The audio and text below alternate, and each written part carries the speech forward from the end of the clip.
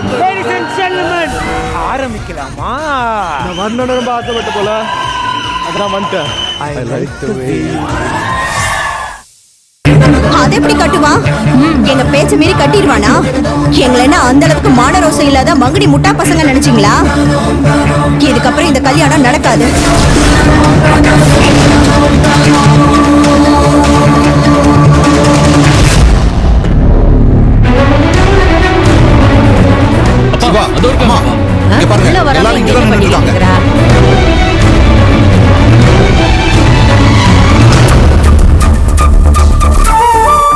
ரோகிணி, அம்மா ரோகிணி, இங்க என்னமா பண்ணிக்கிட்டு இருக்க?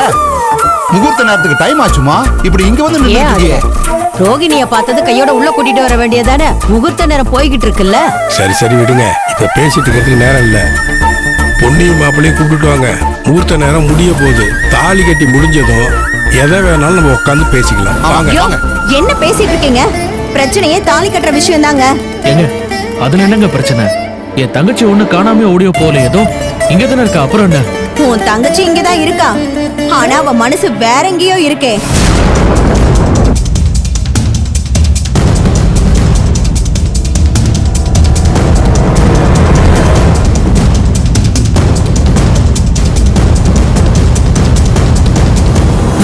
நீ என்னம்மா சொல்ற? என் பேத்தி பத்தி நீ என்ன பேசிக்கிட்டு இருக்க?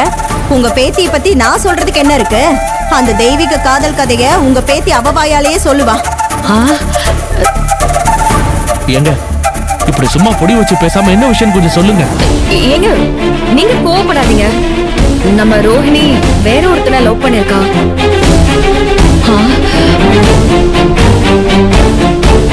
அவனை கல்யாணம் பண்ணிக்கிறதுக்காக தான் முகூர்த்தத்துக்கு முன்னாடி யாருக்கும் தெரியாம கோவிலை விட்டு வெளியே வந்திருக்கா.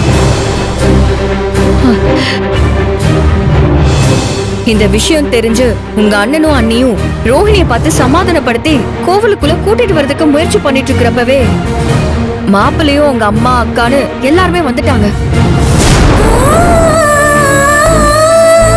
ரோஹிணியோட காதல் விஷயம் தெரிஞ்சு இந்த கல்யாணம் நடக்காதுன்னு சொல்லிக்கிட்டு இருக்காங்க.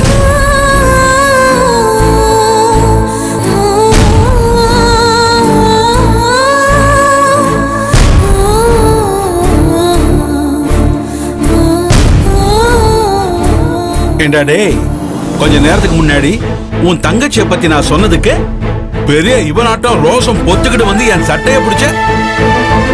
இப்போ உன் தங்கச்சியோட யோகியதை என்னன்னு தெரிஞ்சு போச்சா?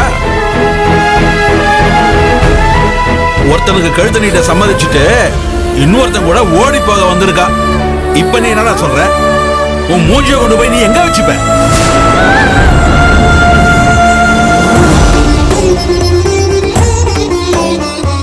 ஐயா ஐயா ஐயா, என் பொண்ணு நடந்துகிட்டதுக்கு நான் உங்க எல்லார்கிட்டையும் மன்னிப்பு கேட்டுக்கிறேன்.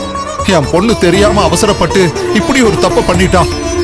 இதுக்காக இவளுக்கு வாழ்க்கையே இல்லாம பண்ணி ரொம்ப பெரிய தண்டனையை கொடுத்துறாதீங்க. அவ புத்தி கெட்டு போய் இப்படி சொல்லாம வந்துட்டா. உங்க பொண்ணுக்கு புத்தி மட்டும் தான் கெட்டு போச்சா இல்ல உடம்பு? அக்கா என்ன சொன்ன?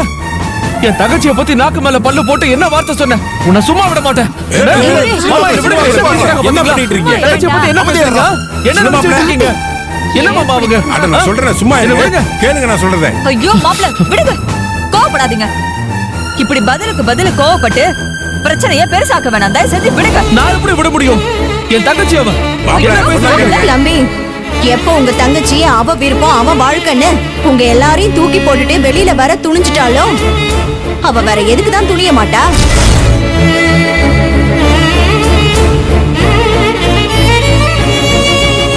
இங்க பாருங்க, பார்த்து பேசுங்க, அதான் இங்க இருக்கிற எல்லாருக்குமே நல்லது. பார்த்து தான் பேசுறேன். உன் தங்கச்சியோட நடவடிக்கை எல்லாம் பார்த்துட்டு தான் பேசுறேன்.